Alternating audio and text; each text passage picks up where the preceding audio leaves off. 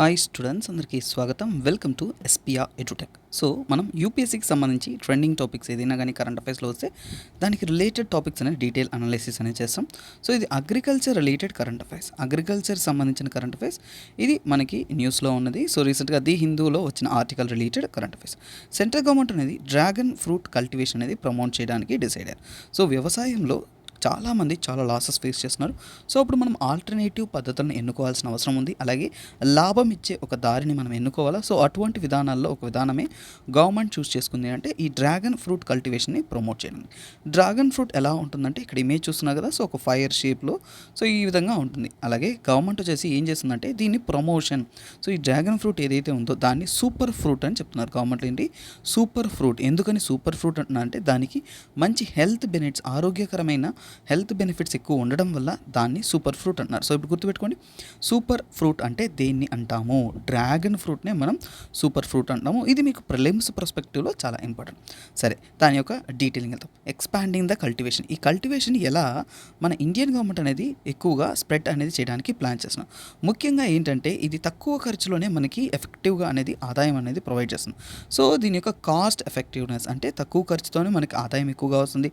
అలాగే ప్రపంచవ్యాప్తంగా ఉన్న దేశాలంతా కూడా ఈ యొక్క న్యూట్రిషన్స్ వాల్యూ, ఈ ఫ్రూట్లో ఉండే న్యూట్రిషియస్ వాల్యూ వల్ల డిమాండ్, ప్రపంచవ్యాప్తంగా ఉన్న దేశాలన్నీ కూడా దీని మీద కుతూహలపడుతున్నాయి.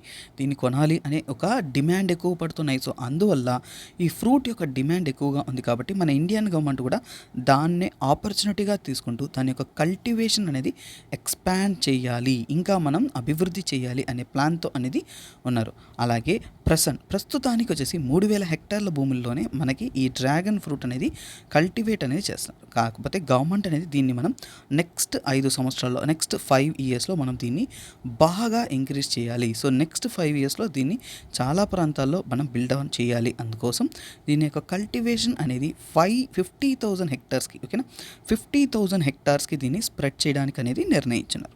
ఓకేనా. సో నేను తీస్తున్న క్లాసెస్ యొక్క పీడిఎఫ్ కావాలి అంటే మీకు డిస్క్రిప్షన్స్లో టెలిగ్రామ్ ఛానల్ యొక్క లింక్ ప్రొవైడ్ చేస్తాను. సో అక్కడ నేను మీకు ఈ యొక్క పీడిఎఫ్ అనేది షేర్ చేయడం అనేది జరుగుతుంది. ఓకేనా. సో గుజరాత్ గవర్నమెంట్ రీసెంట్గా ఈ యొక్క డ్రాగన్ ఫ్రూట్ని పేరు మార్పిడి చేశానన్న, అది ఇండియన్ కాదన్న. This is not an Indian fruit variety, ఇండియాలో పండించే ఒక ఫ్రూట్ వెరైటీ కాదు. కాకపోతే ఈ మధ్య గ్లోబల్ డిమాండ్ పెరగడం వల్ల దీన్ని మనం ఉత్పత్తి పెంచుతూ ఉన్నాం. సో దీని యొక్క పేరుని కమలం, ఓకేనా, కమలం అనేది గుజరాత్ గవర్నమెంట్ అనేది పేరు మార్చింది. సో గుజరాత్ గవర్నమెంట్ కమలం అంటే ఏంటంటే లోటస్.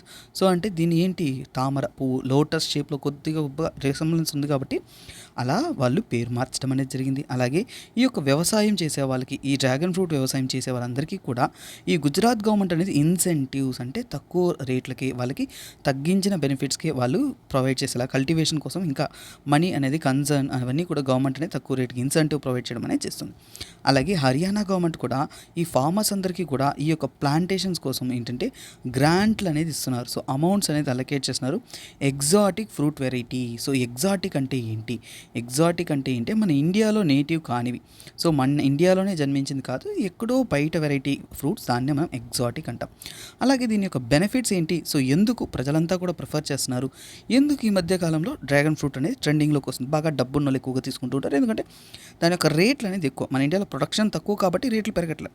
కాకపోతే చూడండి, రేట్లు ఎక్కువగానే ప్రొడక్షన్ పెంచుతానని ప్లాన్ చేస్తున్నారు గవర్నమెంట్.